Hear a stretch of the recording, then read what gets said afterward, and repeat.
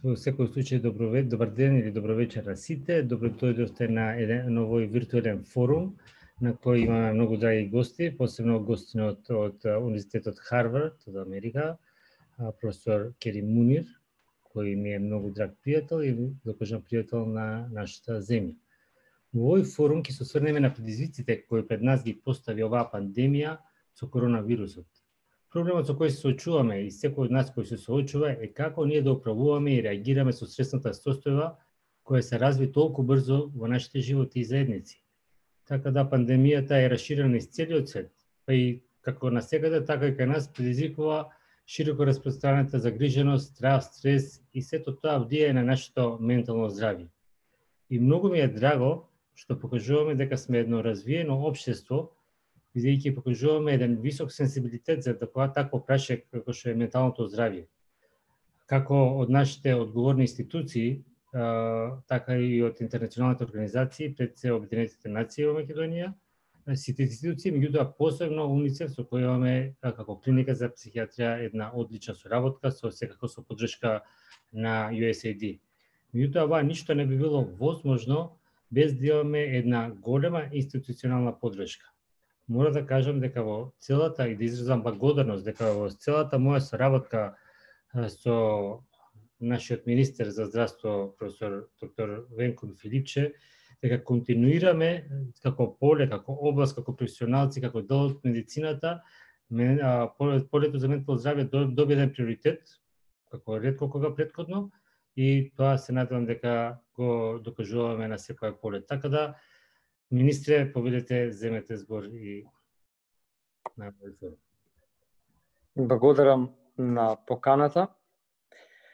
Сакам да честитам на сите кои што го инициира и го организира овој, ми се чини многу важен состанок. И веднаш да се заблагодарам на професорот Байрактаров од клиниката за психијатрија.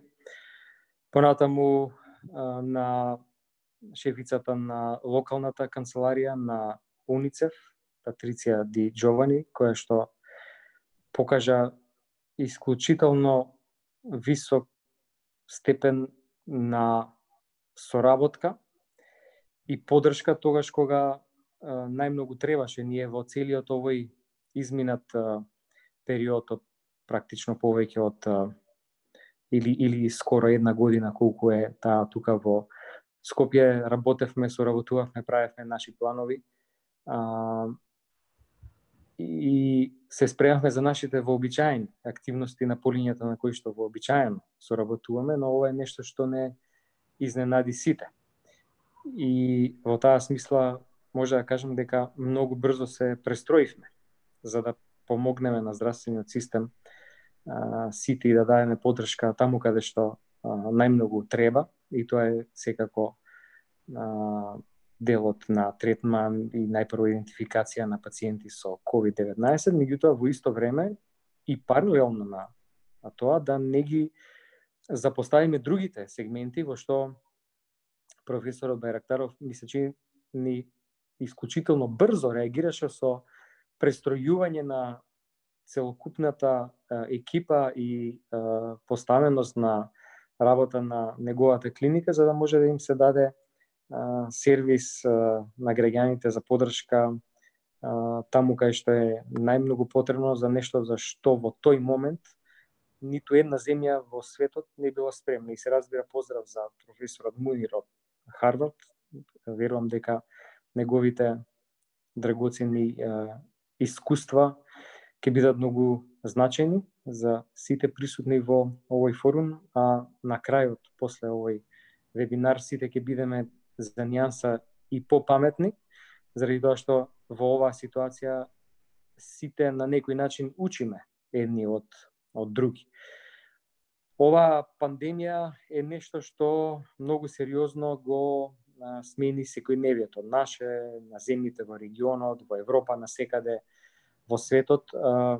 Над 2/3 од земјите во светот воведоа рестрикции во движењето со цел да се спречи ширењето на овој вирус. Во дадениот момент на почеток на пандемијата се уште сите несвесни и несигурни за тоа со што се соочуваме и како се предизвик може да биде вирусот COVID-19 и се докажа и покажа со текот на време дека некои аспекти се сигурно непознати, дека текот на болеста, на епидемиите во повеќе земји, генерално на пандемијата е дефинитивно непредвидлив и дека таа трансформација која што беше направена практично во нашите животи, во нашите општества е нешто што е нешто за што ниту една земја во светот не била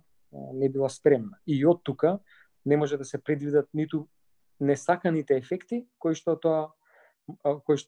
таква трансформација на живењето може да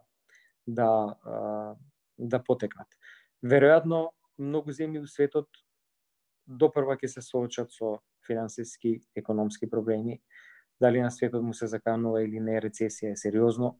Прашање дали овие економски проблеми во многу земји у светот дополнително понатаму ќе предизвикаат и социјални проблеми. Во огромен број на светот во овој момент ова се надмина, меѓутоа не е сигурно, не може да бидеме сигурни како ќе биде понатаму. Се на се една трансформација во нашите животи која што никогаш не сме биле сведоци, ниту пак сме очекувале да се случи. Целосен прекин на движењето, целосна физичка изолација, социјална изолација, исто така. Замислете прекин во системот, процесот на едукација. Соочени со еден сериозен предизвик како тој проблем да се надмине. Никој никогаш не бил спремен за тоа. И сето тоа има влијание на менталниот статус на сите кои што се во оваа ситуација и верувам дека професорот Байрактаров ќе даде детајли од негов професионален аспект гледано за тоа како ова сето влијае на нас како личности, на нивото на стрес и како тоа понатаму може да се манифестира во нашите животи. Секоја промена во општеството, и ова ми се чини еден социолошки феномен, колку и да е позитивна на почетокот внесува паника. А не ваква една промена заради страв од непознато, колку дополнителна доза на страв кој што може да внесе, кој што умеѓу време може да стане и ирационален, да премине во паника и да дополнително го компликува менталното здравје на поединци, но и на мали, но и големи групи во општеството. И секако еден сериозен сегмент, едни најранливите категории во општествата, кои што секако се соочуваат со многу предизвици од аспект на менталното и физичкото здравје. Во наши услови, преку една интензивна работа во Министерството за здравство и Комисијата за заразни болести предлагавме мерки на почетокот на оваа епидемија, пандемија, кои што се темелеа на рестрикција на движењата, со цел да се намалат физичките контакти, со тоа да се стави крај на ширењето на вирусот. И тогаш во тие моменти се чувствува и вознемиреност, и страв, и несигурност. Едноставно го менуваме нашиот живот многу и од лично искуство, од многобројни комуникации со блиски луѓе, пријатели. Луѓето се соочуваат со огромни предизвици, како да ги надминат овие стравови, како да се прилагодат на новиот начин на живот, што новиот начин на живот значи, што може да очекуваме, до кога ова ќе биде вака како што е сега, кога, па некој веќе се прашува дали воопшто ќе можеме некогаш да се вратиме у нормалниот живот, излегуваме на улица и најно се фаќаме во паника каде е маската или дали треба да одржуваме на кој начин физичка дистанца. Значи, се уште учиме како треба да се однесуваме и мора да им се честита на граѓаните кои што многу доследно се придржуваат до превентивните мерки. Нема друг начин на кој што животот може постепено да се враќа во нормала или тоа е новиот начин на живот, ќе го нарача, меѓутоа има и огромен број на граѓани кои што до тие мерки и препораки не се придржуваат и бевме сведоци дека сето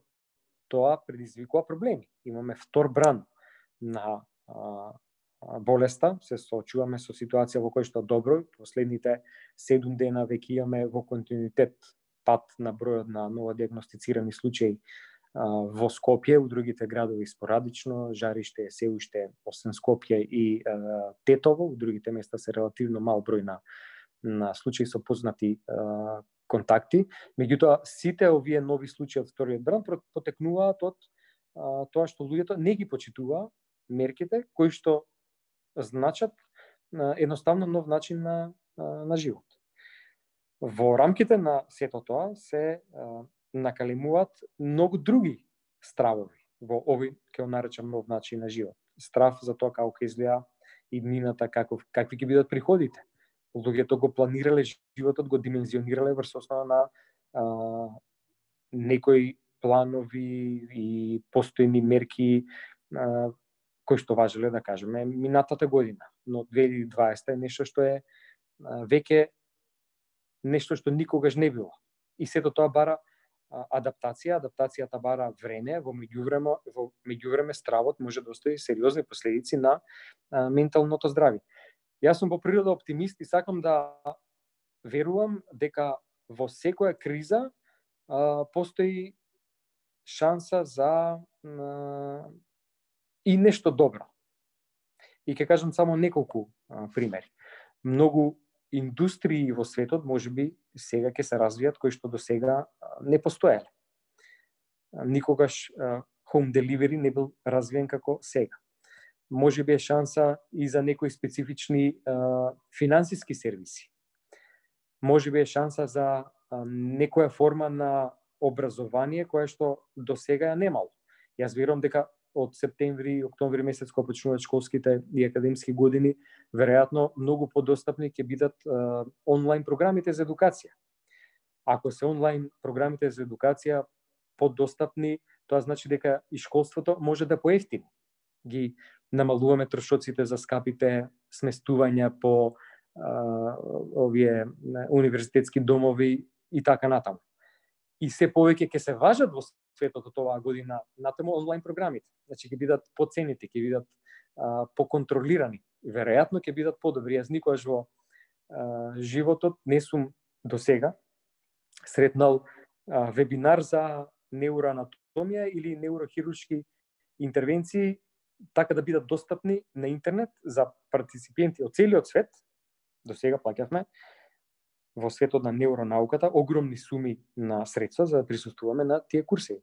Значи, сепак е некаква шанса, но тоа бара време, тоа бара пристројување, тоа бара и инвестиција. Јас верувам дека огромен број индустрии и сегменти во светот ќе инвестираат во ова и многу услуги у целата ова ситуација ќе станат подостапни.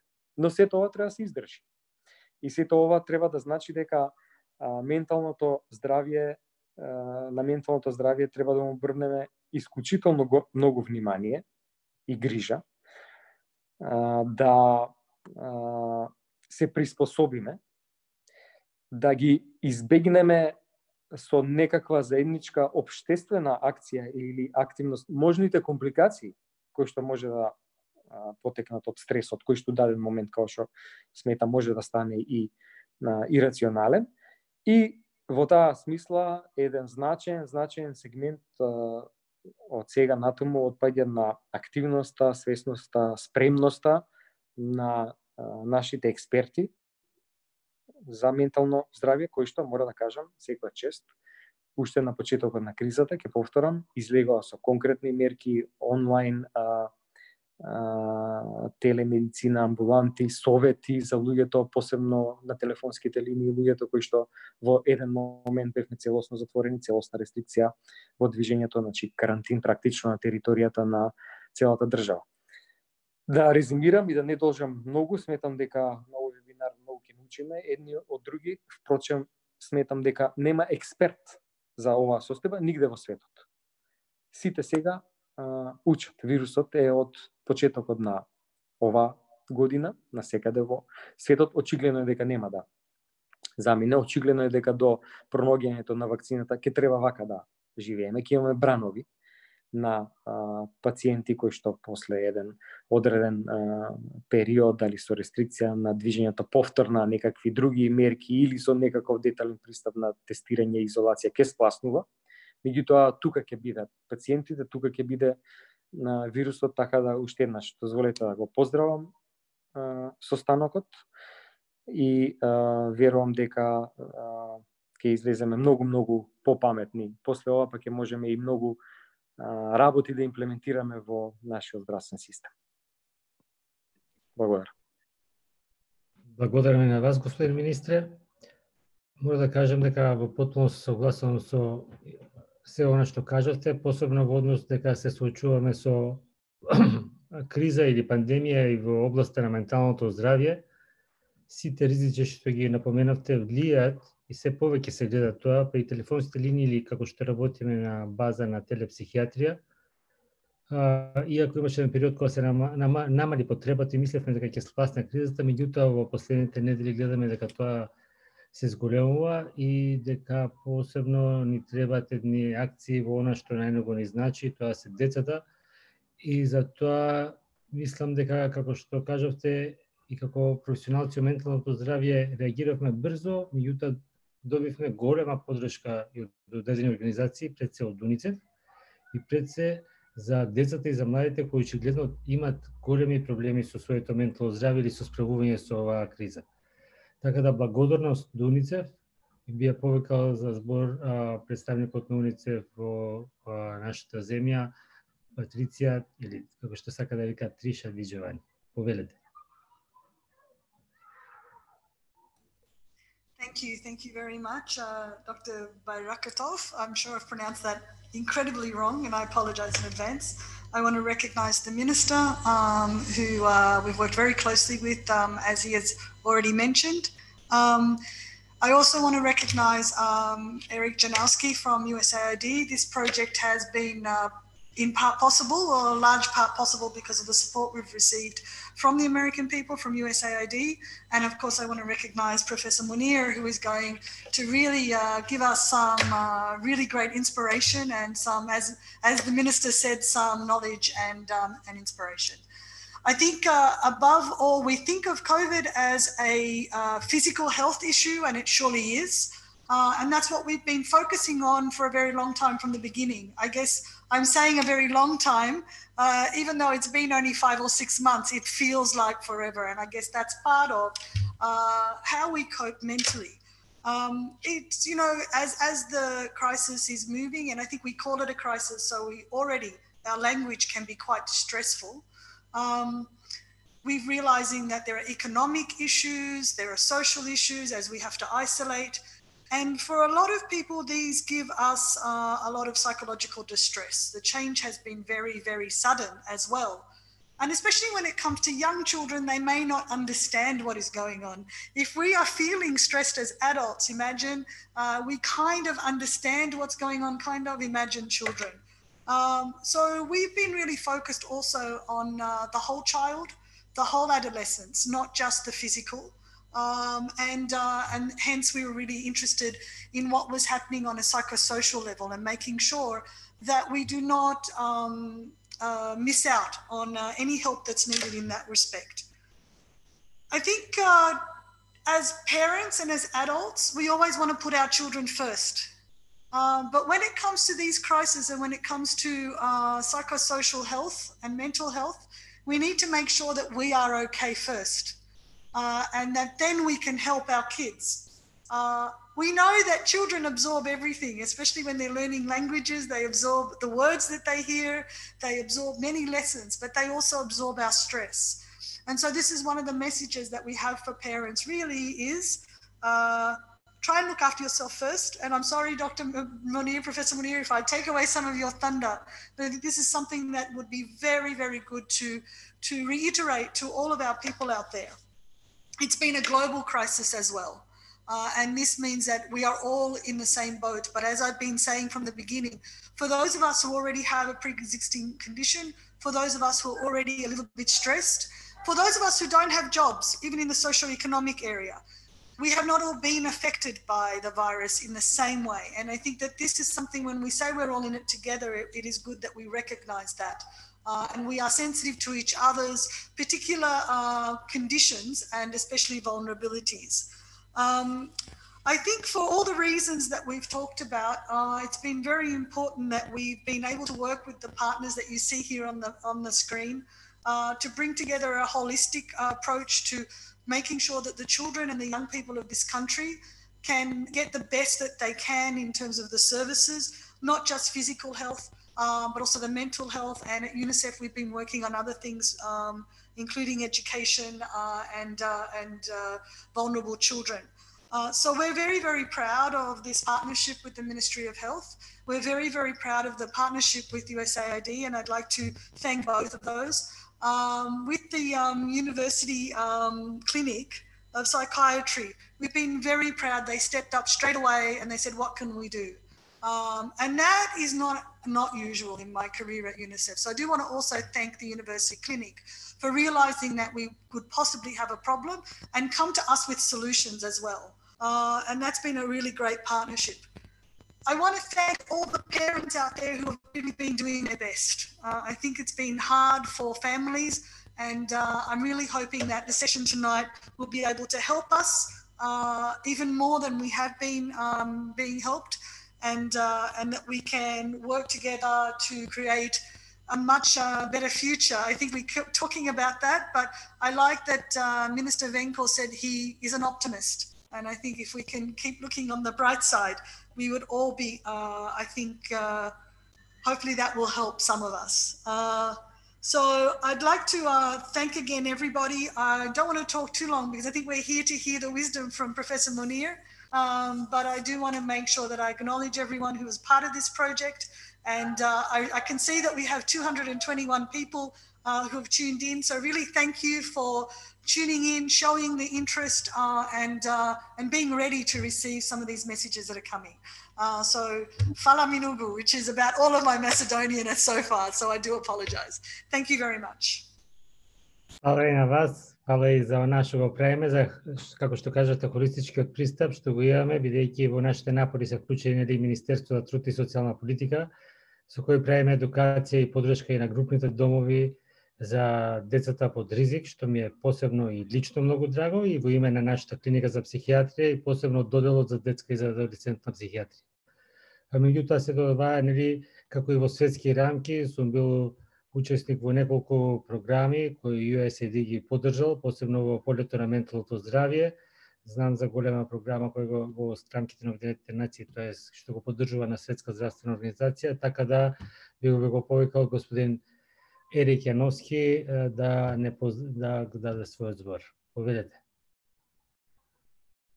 Thank you very much. Minister Venko Felice, Professor Munir, Professor Bayraktarov, Trisha, ladies and gentlemen, dobro večer.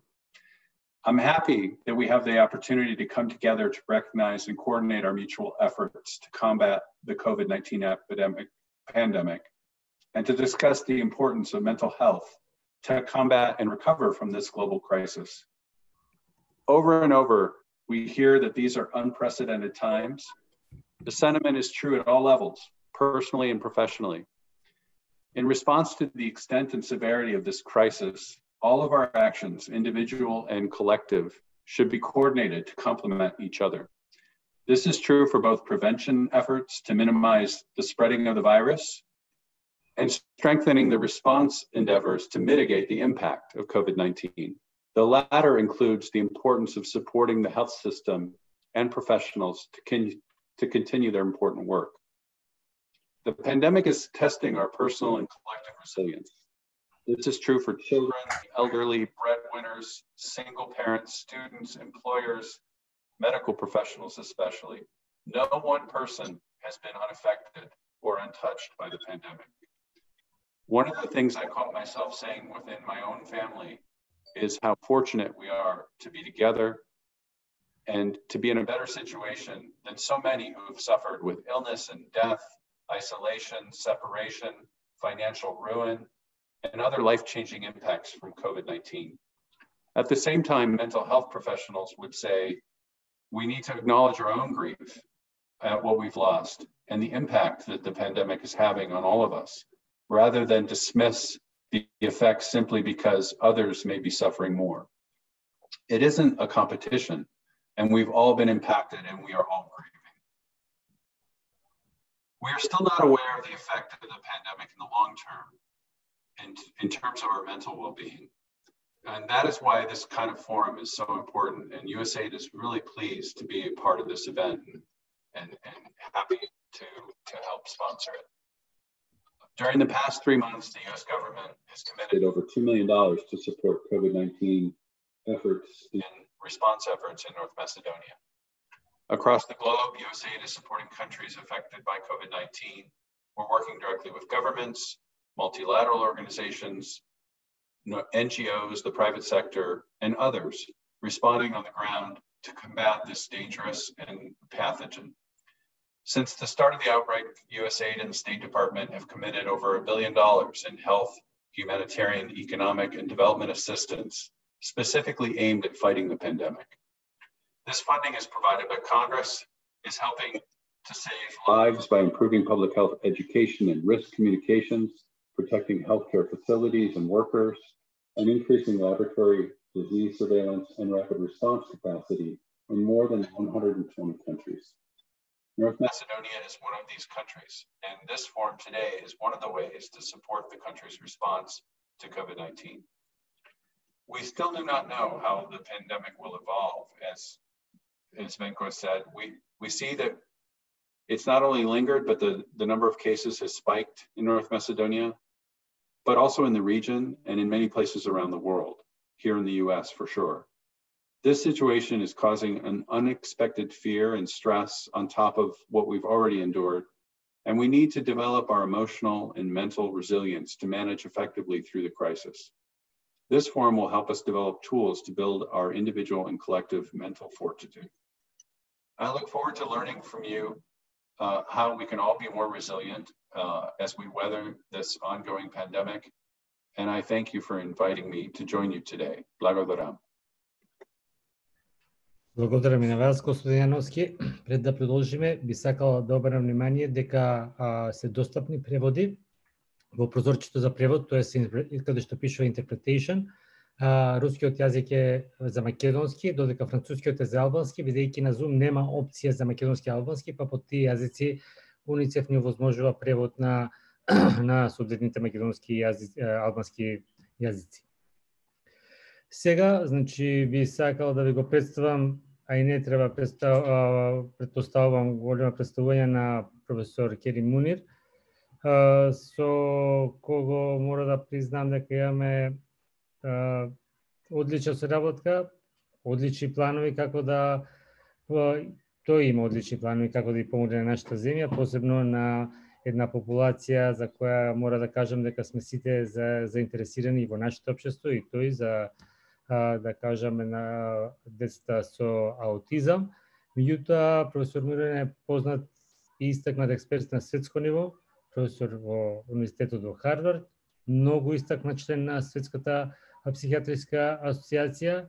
Професоре, нема да замерите, меѓутоа мора да кажам дека тој е внук на еден мој пријател и познат или еден од најпознатите експерти во полето на ментално здравје, професор Вамик Волкан, кој беше и претседател на Светската асоциација за психотерапија, така да и кој е исто така докажан пријател на нашата земја, така да со посебна чест и со посебно задоволство би сакал да го најавам професор Кери Мунир. Повелете, професор. Thank you, Stojan, for this wonderful introduction and for coordinating this forum. I really also appreciate your comment about being a friend of Macedonia. It's really an honor for me to be considered as a friend, and also to return to Macedonia virtually. And I would like to thank the wisdom in the comments of both the Minister of Health, Professor Venko Felipe, and also Patricia Di Giovanni from the UNICEF office in Skopje. I would like to thank also Alexandra Ivanovska for organizing all the IT needs and all coordination needs. And also Dr. Joshkun Kerala from the neurology department, who will be graduating in a few months. And of course, I want to emphasize the importance of the work that the University Clinic in Psychiatry is doing.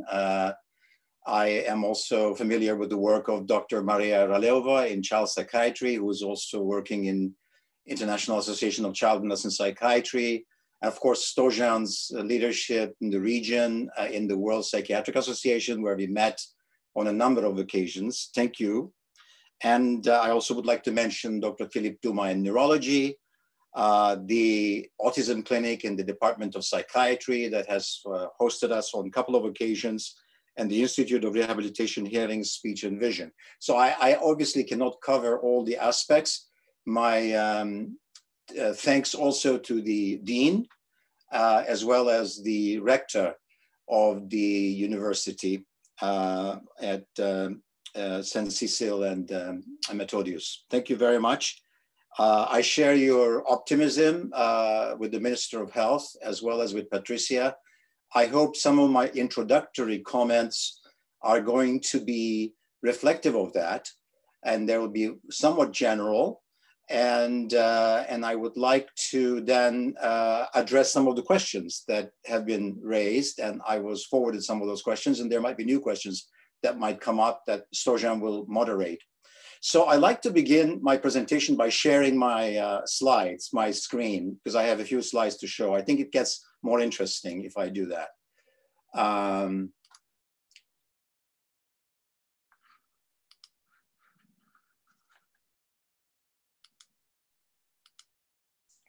Can you see my slides? Yes, okay, thank you. So I like to start with a historical vignette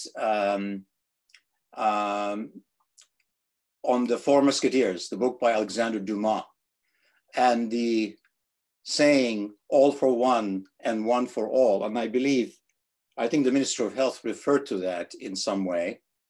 And these are the 4 E's.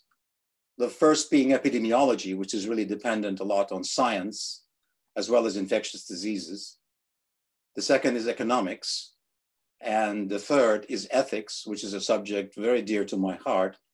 And the fourth is equality, which is not necessarily always, the equipose is not necessarily always covered by ethics. And as you can see, I put the characters Athos, Porthos, Aramis, and D'Artagnan. And of course, those of you who know the book know that Aramis was the more philosopher of the group and the more moralist.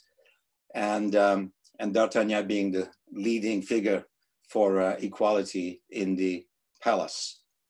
So not only I am a friend of Macedonia, but my wife is a dear friend of Macedonia as well, and she's from France. And here, this is during and after our second visit with the rector, Nikolai. Thank you for your hospitality. And this is a picture that I took because this room was so magnificent. It has such a presence. It's almost like a presence of a holy place, which I think regards medicine as a very serious business. And I think one of my teachers, Scottish teachers, told me this, that medicine is a very serious business. That's the first thing I learned. The second, besides the Hippocratic dictums, and the second one is that the medicine is the lesser of 2 evils, he said. Actually, we're around the anatomy table at the time, and he was sort of, don't be so happy about what you're doing because you're going to make very serious decisions. And it's always going to be choosing the lesser evil in those decisions. And that's a very difficult choice a lot of the time. So I actually stopped my clinic at Children's Hospital on March 13th, 14th, my last patients. And then since then, we have been doing virtual visits at the hospital. And I've been very much part of a fantastic hospital, Boston Children's Hospital, which was able to make that transition very rapidly. And we learned through the Boston Globe and also through letters that our dean, our president of the university, Larry Bekoff, and his wife had been infected with the COVID-19 virus, and they were being sequestered, and that all international travel was being canceled. And that, of course, was a very major blow to me, because I do a lot of international work, as Stojan knows. And so I had to cancel a lot of visits in a lot of places. This is a picture of our Governor Baker. And this is a picture which I think is a very heartbreaking picture for Boston, because, as you know, Boston Marathon is the oldest in the country and possibly the oldest in the world. And it was first rescheduled and then subsequently canceled. And the surge in Massachusetts took place, ironically enough, on what we call the Patriots' Day, Monday, which was the 21st of April. And so that was, and also those of you who know that there was a marathon bombings in Boston. So, and the term Boston Strong came out. And so it has a lot of meaning, the Boston Marathon, for Bostonians. So this is a slide of where we are at most recently, and it gives you the number of deaths in the United States. There are almost 120,000 now. And now Brazil has exceeded other countries, including the United Kingdom, that had such a devastating time, as being the second country with the number of deaths. And as you can see, Macedonia here has 233 deaths. And in Massachusetts alone, with a population of about 7.5, 8 million, we had about almost 8,000 deaths. And which is about, I calculated this to be proportionally about 8 to 9 times the death rate in Macedonia. In Massachusetts alone, we have 8,000 deaths with a population of 7 million. So it's been in Massachusetts, New Jersey, and New York, where one of the three of the most affected states. And I learned yesterday that Massachusetts had the lowest infection rate yesterday. So the epidemic is coming down in Massachusetts. However, in the United States, the epidemic is coming down not as a very fast rate as it should be, because some of the, because the United States is a continent and there are so many states, and there have been differential infection rates in different states that are maintaining these rates very high. So, but I'm not here to talk about the epidemiology per se, but I wanted to give you a perspective of the devastation in terms of the deaths in the US, and therefore the potential of what this means in terms of this pandemic worldwide. For other countries like India, you can see the rates going up, as well as Brazil. So we made the transition to the virtual visits for non-urgent services, and the urgent services continued. The emergency room was sequestered into COVID and non-COVID, as I'm sure at the university clinics, you've done similar precautions. And I wanted to talk a little bit about this virtual visit concept, that the reason why it had to be implemented was an economical reason, firstly, because of the attrition in the number of visits, the losses that the hospitals were encountering, but as well as the patients not receiving the care they needed. But the evidence base as to the efficacy of these visits were not really very well developed, and I will mention a little bit about that, and that the many vulnerable groups had poor internet access and computing resources to begin with, including, this also affects not just health, but as Patricia knows, also affects education services. And the advantages was that, and the insurers in the United States, particularly the major insurers, came to a very important decision to approve these virtual visits at all levels across states without necessity for certification, which was a previous problem. And they were able to facilitate this. And as of 2 weeks ago, we had about 1 million visits with one of the largest insurers in Massachusetts, Blue Cross Blue Shield, of which half of those visits, possibly more than half of those visits were in what they call behavioral health visits that include counseling visits, therapy visits, as well as medication visits. So there is evidence now that some of these interventions in my area, particularly such as autism and intellectual developmental disorders, that might have some suitability for treating children and also addressing some of the comorbid behaviors, particularly the challenging behaviors, which are not part of the intellectual disability or the autism per se, aggression, regressions, and so on. These are aspects of the condition that have comorbid aspects with other mental health conditions. There has been a telehealth study by the Early Start Denver method, which is a very early intervention method that shows that equally effective as life instruction. There have been some studies showing that there is cost efficacy in some of those interventions, that they're suitable also for minorities and immigrant children with appropriate supports, and that they might actually benefit health disparities. Of course, further research is needed. That's the qualifying sentence. Further research is needed to understand some of the weaknesses and some of the strengths of this methodology, which evidently, as the Minister of Health has shared with us, is here to stay for us. So Patricia referred to this also, looking at the silver lining. I hope I'm not repeating these words, but I wrote them prior to the presentation by Patricia. Or the Monty Python comment, those of you who know the British comedy show, looking at the bright side of life. And I think when I come to Macedonia on 2 occasions, actually the first occasion I came to Macedonia, I saw this car at the medical center, and I said, the second time when I came, I had described it to my wife. The second time I came, and I thought, I was surprised that it was still there.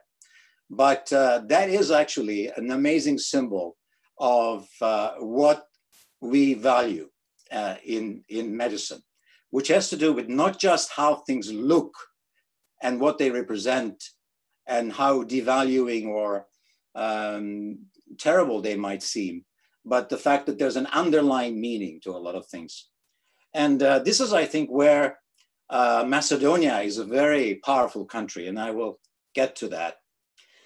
First of all, I think that there has been comments made that we are going to have a new generation of people in the world, maybe 20, 30, 40 years from now, that will remember this pandemic, particularly the younger generation I'm talking about. It'll be like the World War II generation or the post-Yugoslavia generation in Macedonia, and a generation that built resilience, that built a country. And I will give you a paradigm that I use in my teaching from one of my great teachers, Leon Eisenberg, and his wife, Carola Eisenberg, who I think Stojan knows because he's such an important leader in the World Psychiatric Association. I used to have a student who had bilateral congenital deafness. It wasn't 100%. She was a superstar in terms of her studies at University of Chicago. She was actually from California and came out from a charter school in California.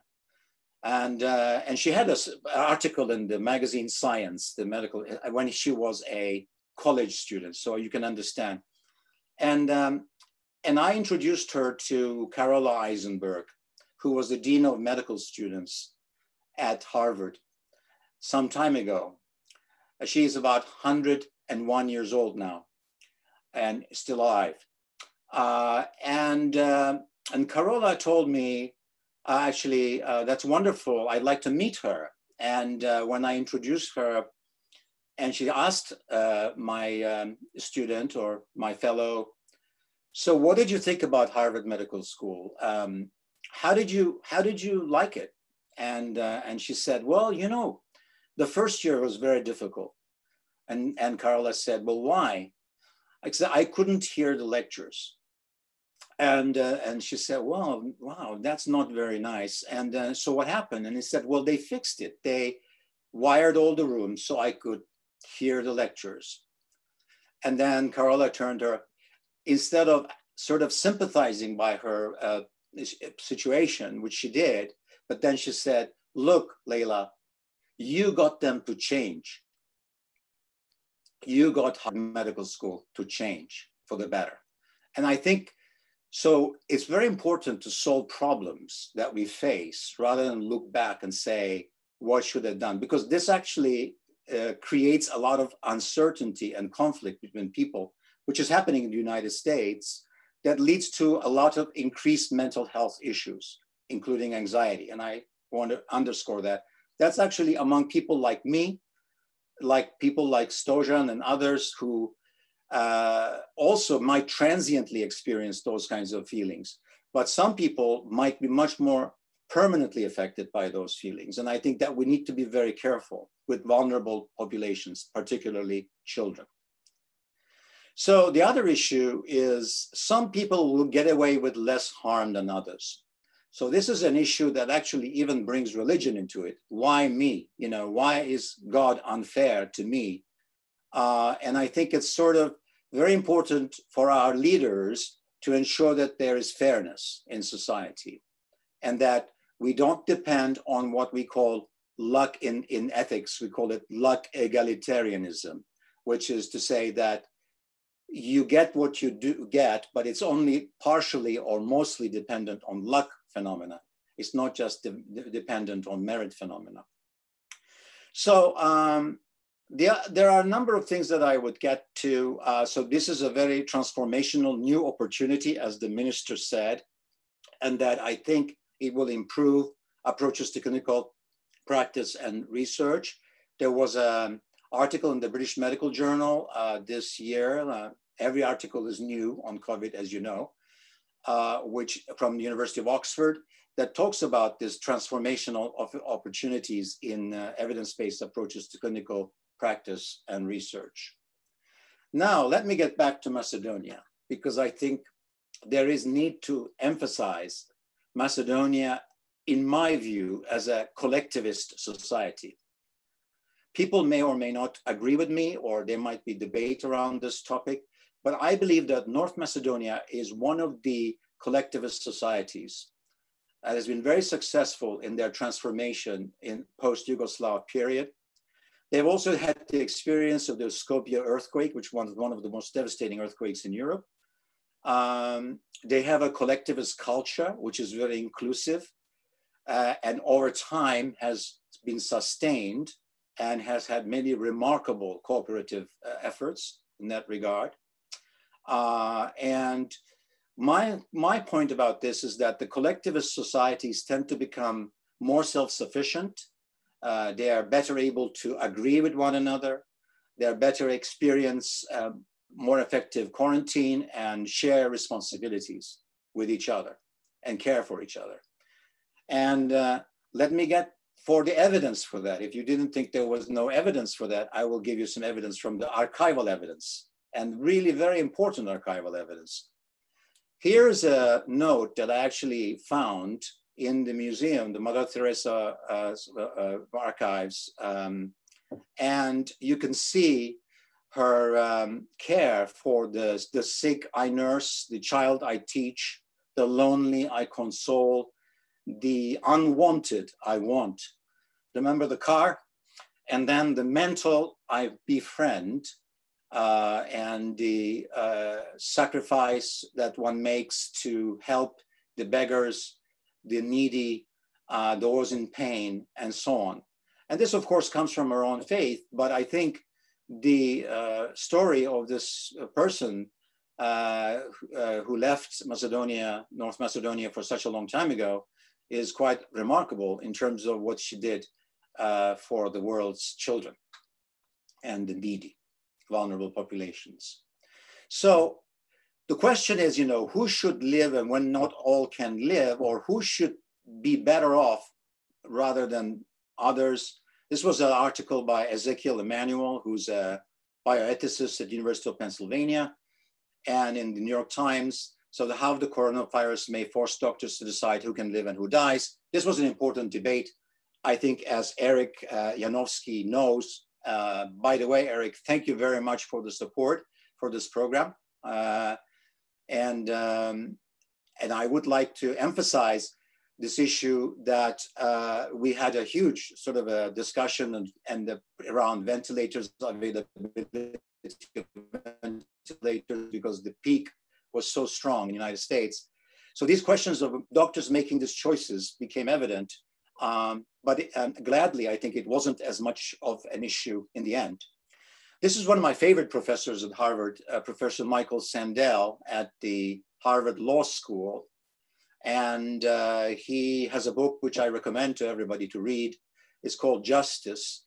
And it is one of the most subscribed first-year courses for Harvard College students. And it teaches them about these issues of making decisions when not all can live, so how do you make these choices? And are we all in this together? This was an article in the New York Times that was published.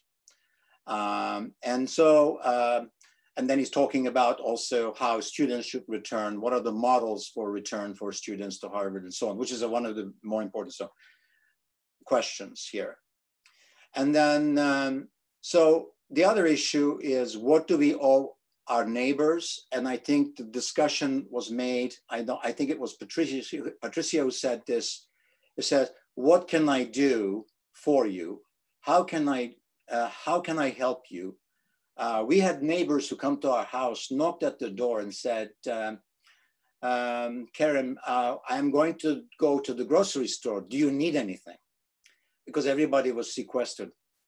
And so that kind of neighborliness is so incredibly important. And also that kind of a collectivist support, which also exists in the United States, of course, as it exists everywhere in the world. And we need to build upon that. So this is, I believe, my final slide before I get to the questions. And I will try to address the questions that I received. Because I'm sure that there are a lot of people who, because of my expertise, they feel like they might need some answers to those questions. But I wanted to emphasize some paradoxes about the COVID-19, which is very interesting. That we would like to stay connected to those we love, yet we have to socially distance them. And how this is also social distancing your grandparents, social distancing your children, and so on, your neighbors, your friends. So we have been working in silos, like, best example is psychiatry, neurology, pediatrics, which I obviously don't work in silos because I'm in developmental disabilities and I'm extremely lucky.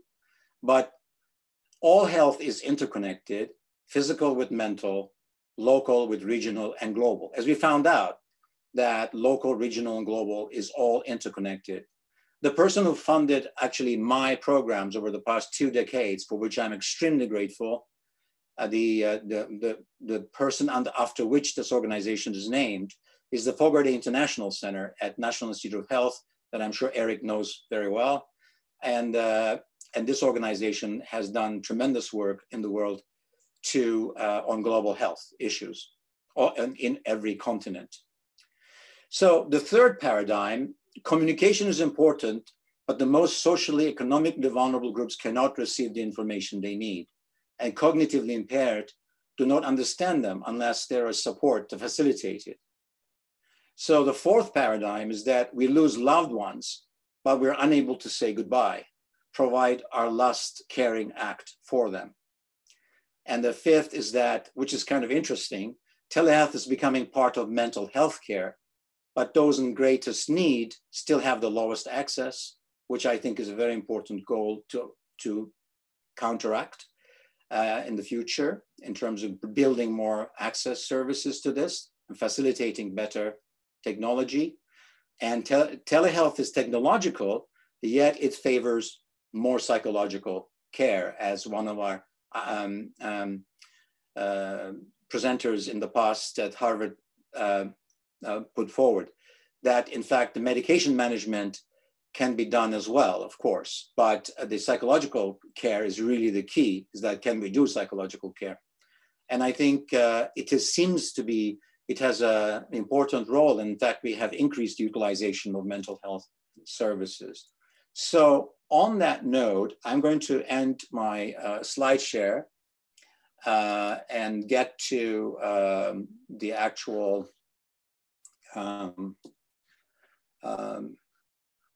presentation. So actually, maybe hold on one second. I have two more things that I showed to show. If I have time to, just two more slides.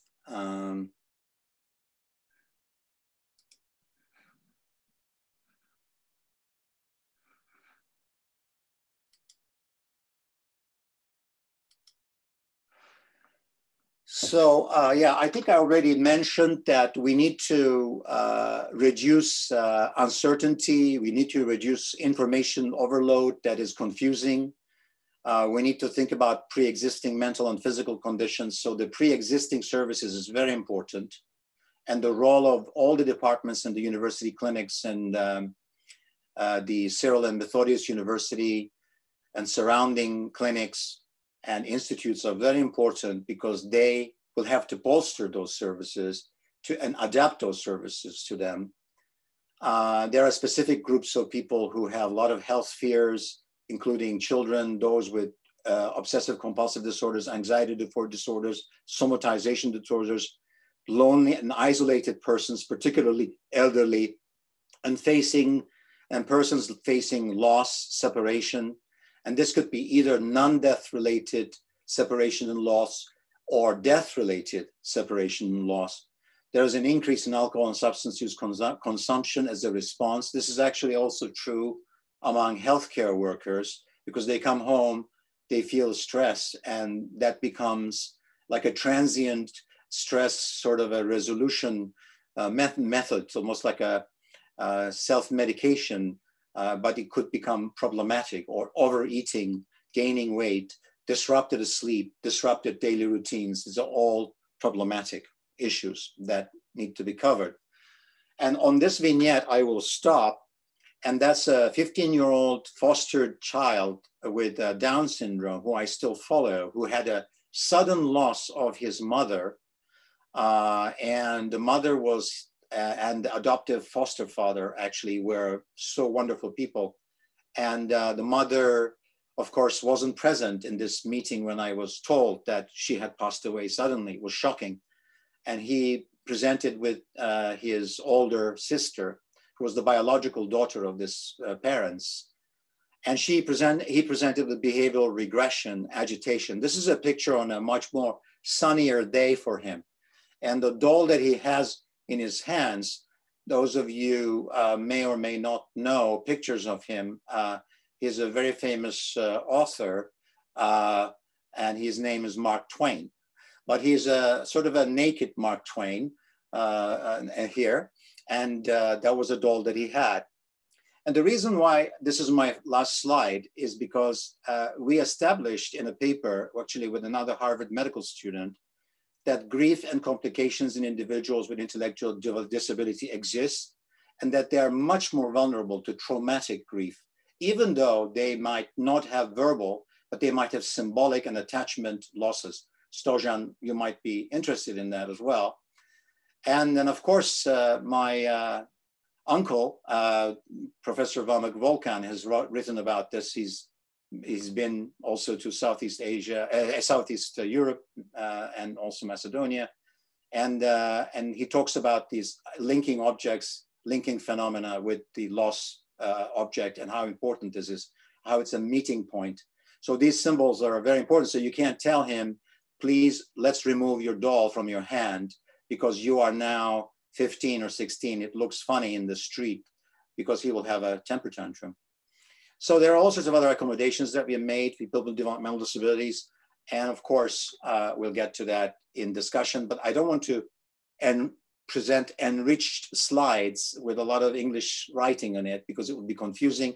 It would be better to address the questions and talk together.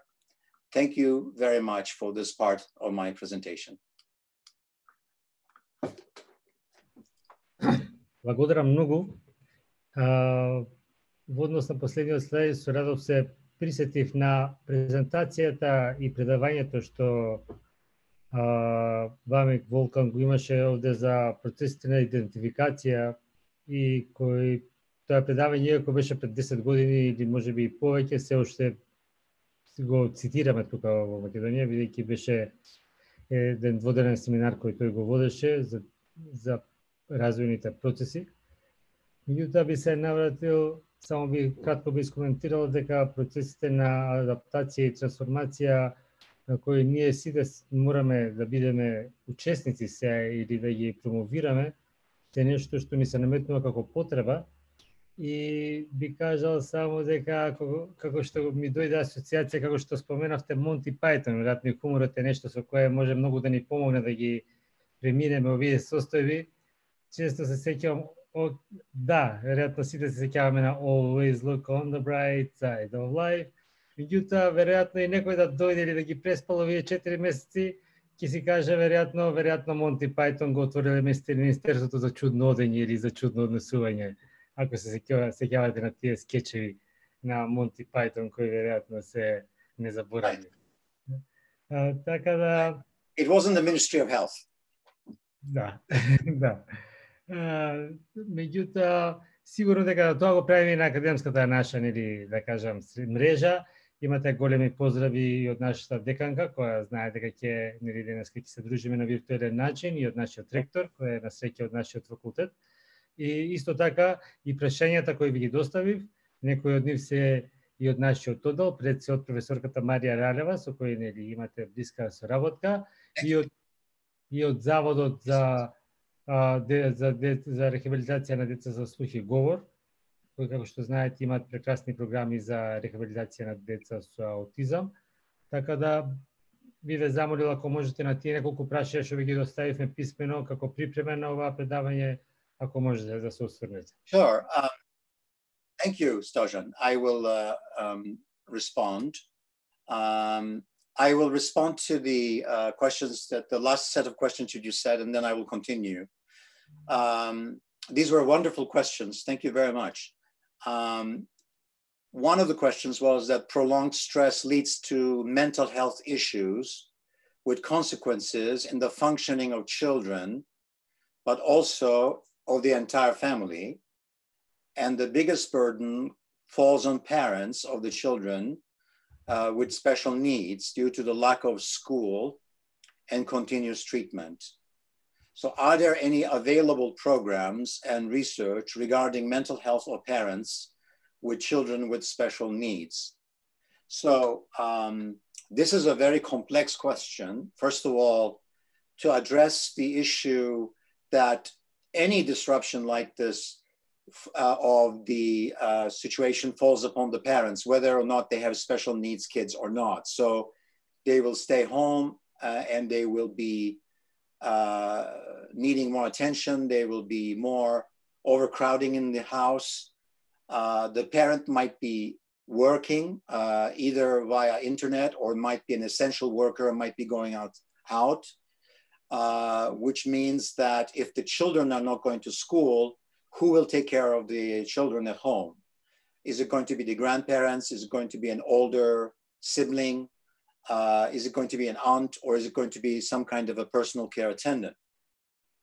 Of course, this situation becomes particularly challenging in situations where you have children with special needs, because they might need a one-on-one 24-hour, 7-day care.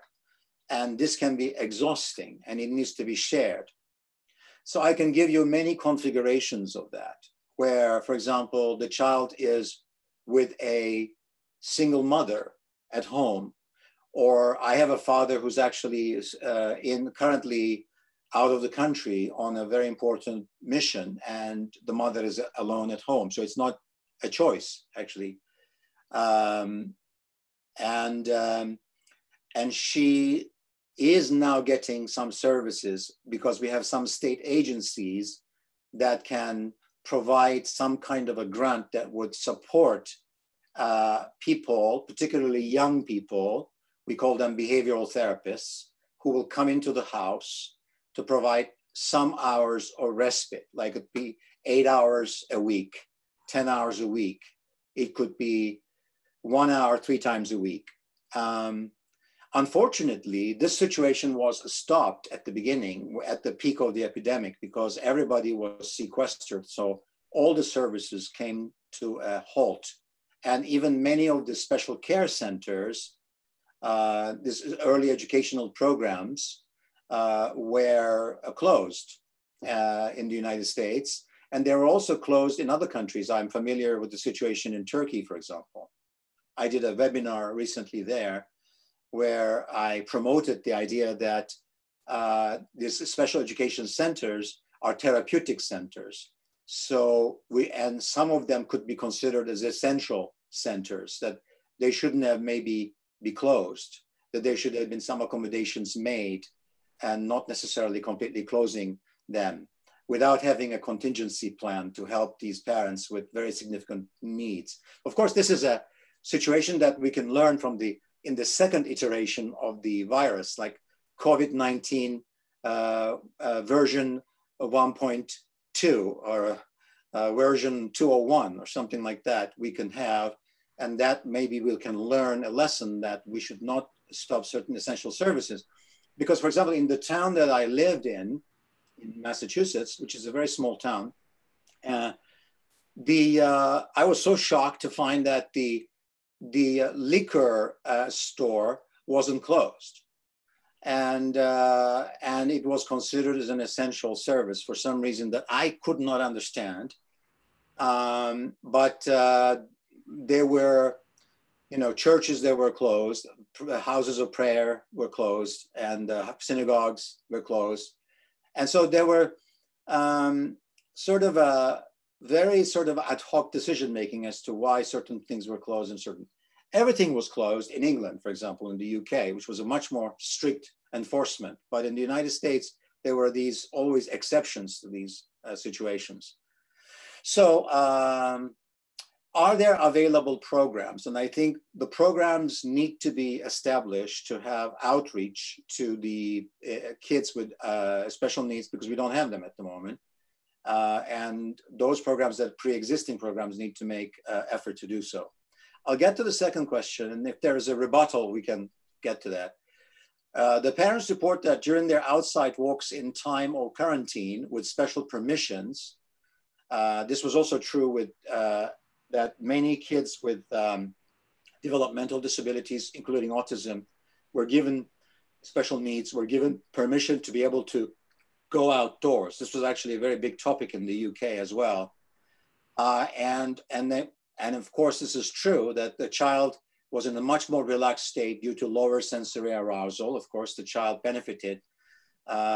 Some families ordered on the Amazon, they ordered a tricycle, and to teach their child to use the tricycle outdoor in the yard.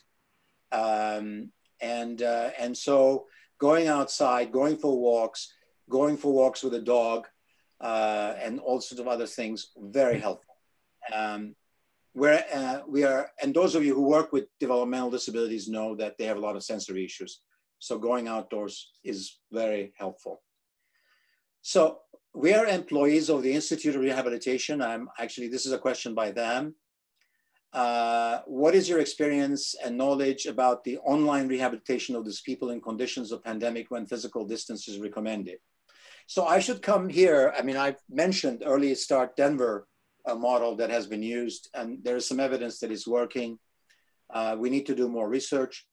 But my experience is that there's tremendous variability because, as you know, and Dr. Maria Lavraleva, Stojan, everybody in the Institute, as well as in the autism program in Skopje know about this, is that they have tremendous heterogeneity in terms of language development. There's tremendous heterogeneity. These are comorbidity because it's not part of the autism itself, in terms of intellectual and cognitive functioning and adaptive functioning. and there are many kids with autism who are nonverbal. And they do have distractions, and they don't necessarily like, for example, to look at the screen and participate in any online kind of a work. So there's going to be adaptations that need to be made for those kids to address these issues. So it doesn't one size fit all situation. There has to be adaptations of multiple formats of intervention. I was thinking maybe one day we're going to have a three-dimensional sort of screens or computers like we have on television screen, and like you can put glasses and you can actually focus the person and interact with these things. We are going to be, we're on the very starting phase of this transformation. And I think people who work like the Institute with visually impaired, hearing impaired kids, besides kids with autism, they know already that many of these other aspects of how you develop what we call a augmentative communication. How do you improve communication by using other technology? And at Children's Hospital Boston, we have a very good team working on that. Actually, we had, when I was, many years ago, when I was a physician, I met Stephen Hawking, who came to Children's Hospital. He was an incredibly funny guy. And they asked him how he was feeling. And he said, I could feel better. And then they asked him, why? What happened? And he said, I could use some coffee, she said. And that was like, he was surrounded by maybe like 200 people in his wheelchair. And he was making a joke about wanting coffee and not getting coffee at Children's Hospital. So his methodology of communication is very interesting because it involves a very sort of a flicking of some movements that changes characters and creates communication. This writing a book based on this ability is quite amazing. So these are hidden gem children. They have tremendous abilities as well as disabilities, and the technology needs to use the ability to bring it out. So the virtual sessions is not just talking on the online, but has to involve some other activities, playing activities, games, and so on. Actually, my wife works with children and she uses these kind of techniques, naming animals, looking at puzzle pieces and putting them together on the computer screen. So you can actually interact with kids in different ways, or using with people with a person with higher functioning autism diagnosis, where they can be interested in certain themes and learning about those and sharing their interest to engage them more in these activities. So getting back to the questions that were sent earlier.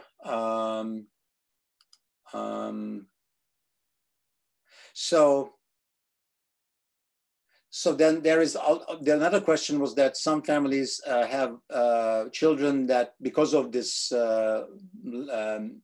lockdown lead to a lot of internalizing and externalizing problems, hitting, arguing, throwing objects, bolting away out of the house. And when they go outside, they might not cooperate with wearing protective devices like masks, taking it off, touching things that they're not supposed to touch. So there are these issues with homeschooling, because the homeschooling is provided by these agencies, and the agency's ability to provide homeschooling depends on, in the United States, depends on the region. So you're going to have variations also in Macedonia based on rural or private schools, public schools, depending on the child's age, whether they go to a special program. So these are some of the things. I can get back to some other questions. Stojan, maybe you can respond to that.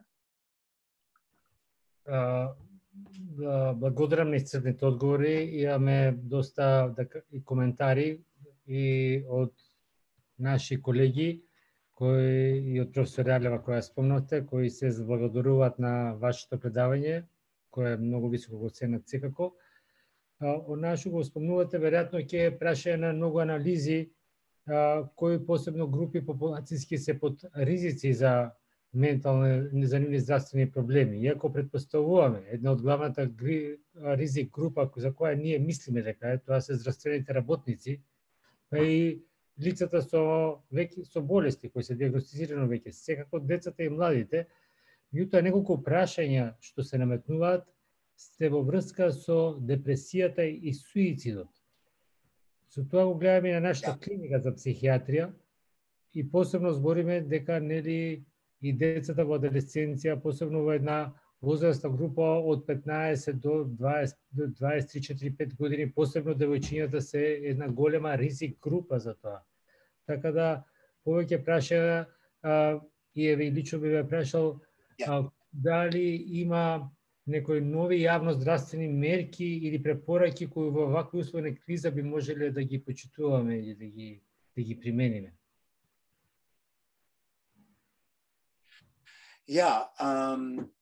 The suicide among children and particularly adolescents, and particularly adolescent suicide being the major issue. Actually, as just this week, we have a publication in eClinical Medicine on the global burden of disease data on 240,000 adolescents looked at with suicide across 82 countries in the world. And there are some very interesting findings that came out of that. And so suicide is during adolescence is a major problem, which has been increasing in the United States.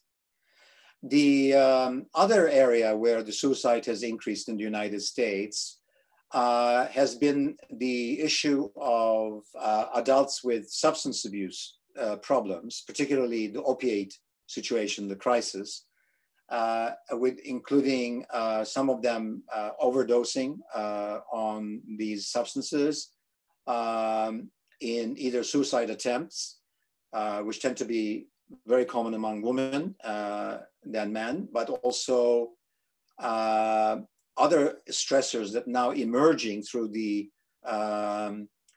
epidemic, the pandemic of the corona, which has to do with unemployment of people, issues involving loneliness, people who are lonely, who live alone and have to face these situations alone. And as you know, the highest risk groups of suicide, I mean, there are a number of peaks, but the most important peak is really as you develop more physical illness, comorbid depression together with diabetes, or these, what we know, Stojan, the non-communicable diseases, things like heart disease, kidney disease, and lung disease, chronic bronchitis, and basically lifestyle changes that lead you to not to take care of yourself, which almost like you're on a sort of a trajectory that is almost like suicide, because you're basically living a lifestyle that's going to lead to greater incidence of mortality as well as morbidity. So these are very complex topics, and all of these, I think, are going to be affected with increasing rates. And I would say that mental health has an amazing task ahead in the next 2 years. I say 2 years because I use the paradigm of the grief and loss after as a very significant death, which is to do with first feeling numb and sort of totally shocked, and then feeling yearning and saying, why did it happen to me? What could I have done better to prevent this? And then getting into a situation where you don't take care of yourself, you don't wake up on time, you don't comb your hair, you don't show up to work, you might even get fired, because after it's been 6 months and this guy's still like he's not taking care of himself, what's wrong with him? And these are like complicated grief together with depression. And there is going to be new prolonged grief reaction revision coming out in the DSM-5 soon, which is also, I'm hoped it will be picked up by the ICD-11 as well.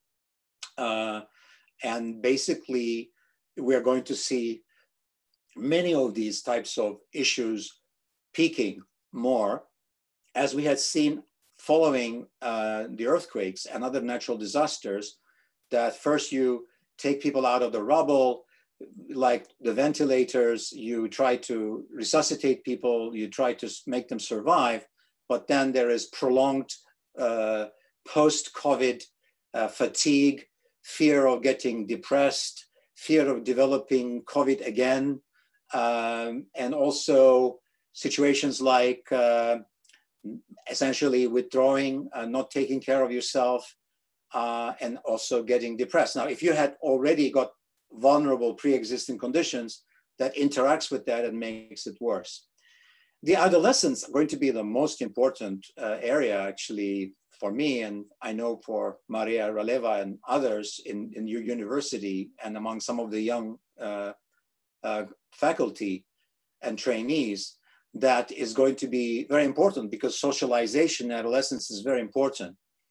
And they need to be able to connect through virtual coffee or a virtual tea or a virtual club, creating some kind of a friendship clubs and ways of getting together and interacting together, or people who are safe meeting and trying to get together because the schools are going to be disrupted. So those are, you know, I think it's a very important question, and social distancing and isolation are key issues, and also the loss, and particularly death-related loss is very important, and the proximity to the loss is very important. So the proximity to the trauma is very important. For example, imagine a nurse who was turning someone on an ventilator, and this went on for 30 days, taking care of this person, and the person dies.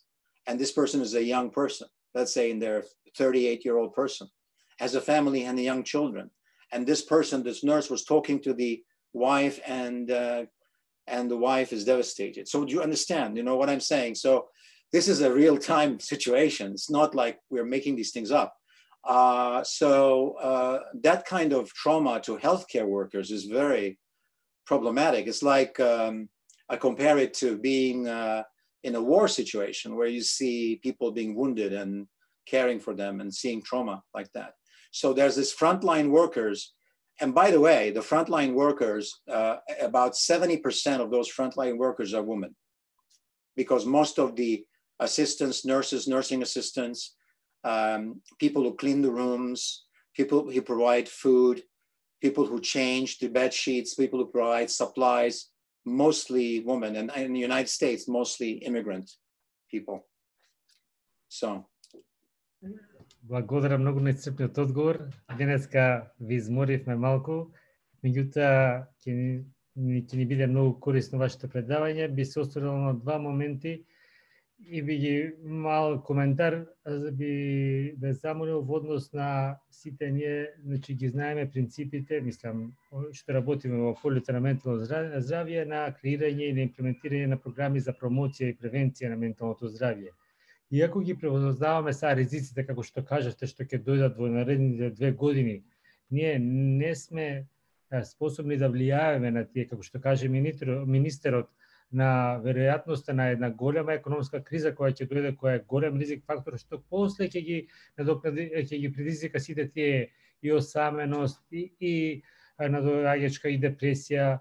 Меѓутоа, еден друг процес на кој би се надоврзало едно прашање кое дојде, веројатно тука ќе ни помогне, како што кажа министерот, секоја лекција научена можеме да имплементираме или од секоја лошо ги излечеме добро. Веројатно онаа што го знаеме процесите тука што сме ги правиле за ресоциализација на пациентите од големите болници, меѓутоа сега можеме да збориме и за ресоциализација и на нас самите, меѓутоа и на младите.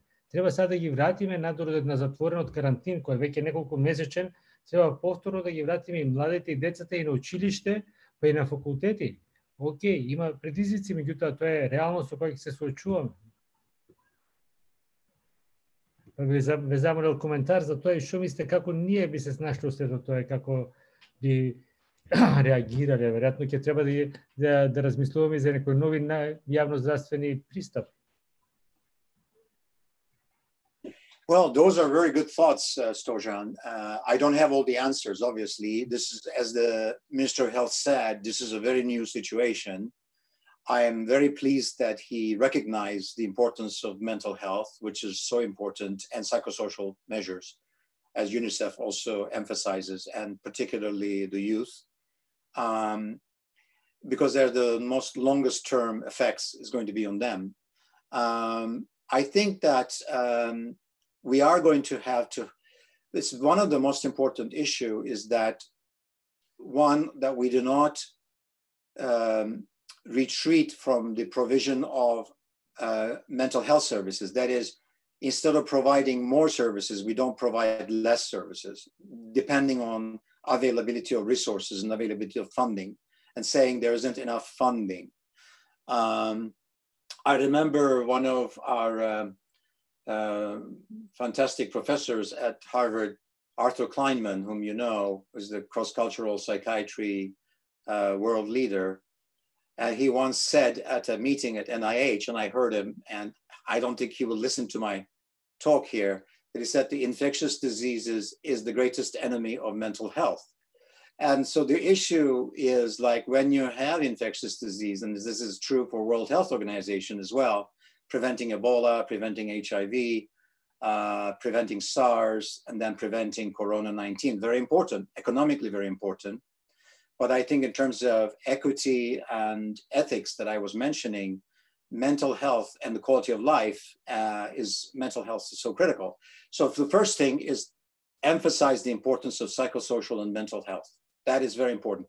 Second, I think that there's going to be a need for extra effort by the academics and leaders in the field of mental health. That is, I think, involves maybe more voluntary work, extra effort, maybe organizing some volunteer groups for training people, like you do, like train the trainers kind of thing, because you're going to have a larger scale of people affected and trying to address that need.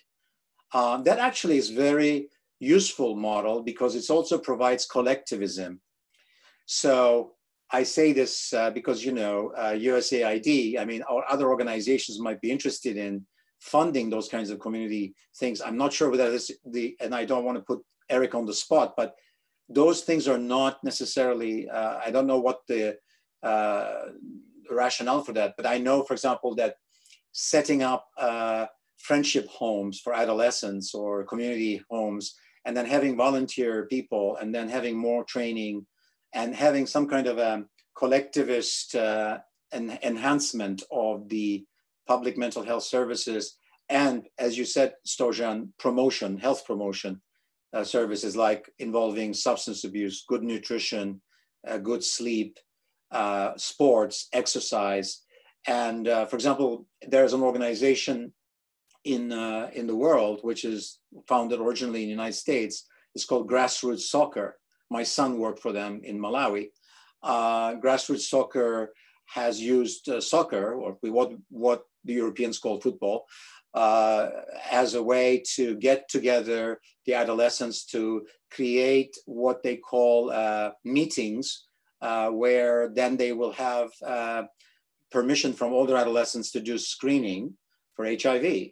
And they have a game called Find the Ball, the tennis ball, which they will pass behind their back in a circle. And then they will suddenly stop.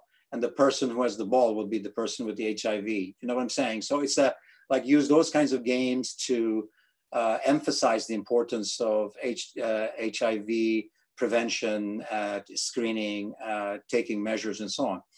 So we have a good record of doing this in Africa. And there's going to be, of course, in Africa when this epidemic, fortunately, both in India and Africa, because of the demographics of the population being so youthful, the mortality rates are not very high, and the morbidity might not be as bad. But I think those countries will have a lot of COVID cases as well, and particularly in sub-Saharan Africa, the resources might not be as good. And Macedonia, I think, is much better prepared, and it's a much smaller and much more integrated country to provide these kinds of response for these kinds of services. I think you have a potential for doing a lot and you have also very good leadership, as you know. I'm in the presence of many of these people in this meeting, so thank you very much for inviting me to talk to you. I think I'm learning from you as well as saying these things, because I know that many of the stuff I'm saying is things that you know already. Благодарам на обавите зборови, убаво од страна да се слушна дека можеби имаме повеќе вредности него отколку ние самите за себе што мислиме. Решението за заедништво е нешто што веројатно беше многу култивизирано во услови на една голема држава што е во Мексикославија и нека разочараноста во падот на тој систем можеби не предизвика и малку да сме и помалку скептичи во однос на нејачината на колективизмот. Меѓутоа би рекол дека можеме да учиме из многу примери за тоа. За кога збориме, па има еден филм што често им го спомнуваме студентите, кој е многу јасен пример и за адаптација и трансформација во најекстремни услови, веројатно сте го гледали Папион, и како е колективизмот да е прашање на двајца, па како што е во филмот, па води кон значи преживување во тој во некој смисла на зборот, бидејќи и тука можеме да од оваа криза да бидеме многу загрозени. Благодарам многу, значи во името на сите учесници што се присутни на оваа предавање, многу во целиот колектив на целата универзитетска клиника за психијатрија. Сигурен сум дека ќе кажат свое благодарам и УНИЦЕФ и USAID, меѓутоа топло очекуваме да дојдете во Македонија. Имате поздрави од гледачи од Турција кои се приклучуваат во четот од страна. Така да поздрав до вашата сопруга и се надевам дека многу брзо ќе се видиме и во нашата земја и на нашите конгреси. Благодарам уште еднаш многу. Thank you, Stojan, Patricia, Eric, the minister, and everyone. And I send my greetings and much love, and I hope you all stay well in the meantime. Thank you. Bye-bye. Bye. Пријатно, убава вечер на сите.